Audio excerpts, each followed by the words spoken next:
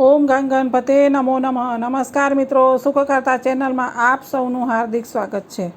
મિત્રો, આજે આપણે આ વિડીયોમાં શનિશ્ચર જયંતિ વિશે વાત કરીશું, જે ન્યાયના દેવતા ભગવાન શનિ મહારાજની જન્મતિથિ તરીકે ઉજવવામાં આવે છે. વૈશાખ વદ અમાવસ્યાના દિવસે ઉજવવામાં આવે છે. 2026માં શનિશ્ચર જયંતિ મે મહિનાની 16 તારીખે આવે છે. તો ચાલો મિત્રો, હિન્દુ ધર્મમાં શનિદેવને ન્યાયના દેવતા તરીકે ઓળખવામાં આવે છે. તેઓ દરેક જીવના કર્મોનું યોગ્ય ફળ આપે છે. તેમની કથા ખૂબ જ પ્રેરણાદાયક અને કર્મના સિદ્ધાંતોને સમજાવતી છે. ચાલો આપણે સાંભળીએ તેમની જન્મકથા. શનિદેવ સૂર્યદેવ અને તેમની પત્ની છાયાના પુત્ર છે.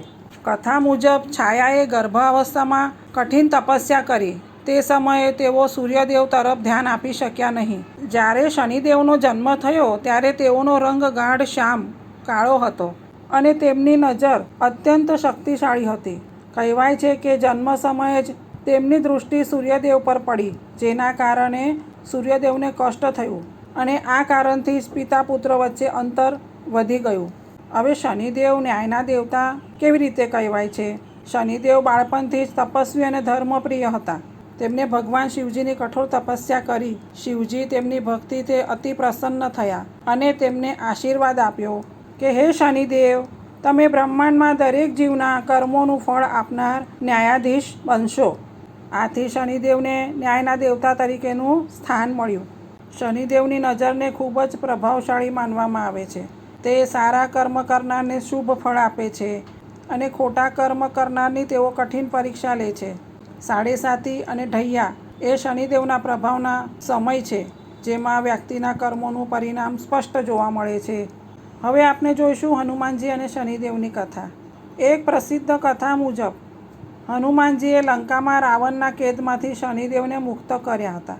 ત્યારે શનિદેવે ખુશ થઈને કહ્યું, જે કોઈ હનુમાનજીની ભક્તિ કરશે તેને હું ઓછું કષ્ટ આપીશ અથવા તો મારા કષ્ટમાંથી રાહત આપીશ. આથી જ શનિવારે હનુમાનજીની પૂજા કરવી પણ શુભ માનવામાં આવે છે.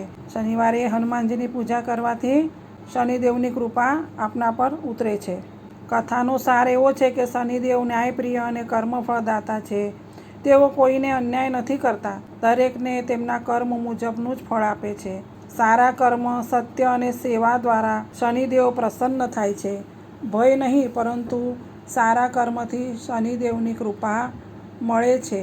જીવનમાં હંમેશા સત્ય, ઈમાનદારી અને સારા કર્મ કરવાથી શનિદેવની કૃપા પ્રાપ્ત થાય છે અને દુઃખ દૂર થાય છે. હવે જોઈશું તેમની પૂજા વિધિ શું છે. વહેલી સવારે સ્નાન કરીને શુદ્ધ વસ્ત્ર પહેરો. શનિદેવની પ્રતિમા અથવા ફોટો સ્થાપિત કરો. સરસવના તેલનો દીવો પ્રગટાવો.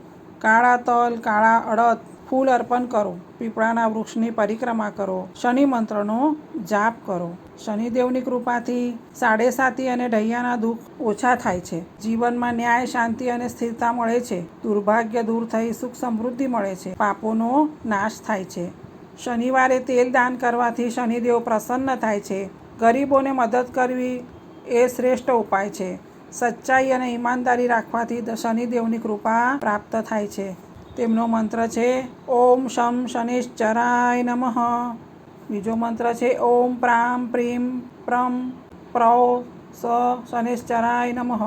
શનિ ચાલીસા અથવા શનિ સ્તોત્રનો પાઠ પણ શુભ માનવામાં આવે છે.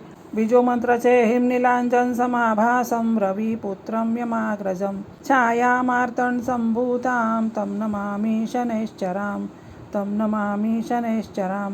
મિત્રો, શનિદેવને પ્રસન્ન કરવા માટે દાન કરવું પણ શુભ માનવામાં આવે છે. જેવા કે કાળા તલ, કાળા અડદ, સરસવનું તેલ, કાળા કપડાં, ચપ્પલ, જૂતા, લોહ અને ઉનાળાના દિવસો દરમિયાન છત્રીનું પણ દાન કરવામાં આવે છે.